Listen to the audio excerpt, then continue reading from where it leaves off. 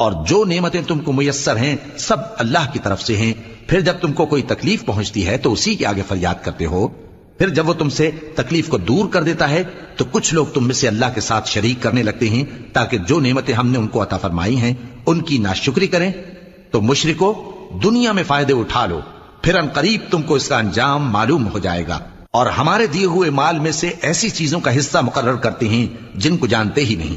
کافرو اللہ کی قسم کہ جو تم جھوٹ باندھا کرتے ہو اس کی تم سے ضرور پرسش ہوگی. اور یہ لوگ اللہ کے لیے تو بیٹیاں تجویز کرتے ہیں، وہ پاک ہے، اور اپنے لیے بیٹے جو مرغوب دل پسند ہیں. اور جب ان میں سے کسی کو بیٹی کے پیدا ہونے کی خبر ملتی ہے تو اس کا منہ غم کے سبب کالا پڑ جاتا ہے اور وہ اندر ہی اندر گھٹنے لگتا ہے. اور اس خبر بد کے سبب جو وہ سنتا ہے لوگوں سے چھپتا پھرتا ہے، سوچتا ہے کہ آیا ذلت برداشت کر کے لڑکی کو زندہ رہنے دے یا زمین میں گاڑ دے. دیکھو یہ جو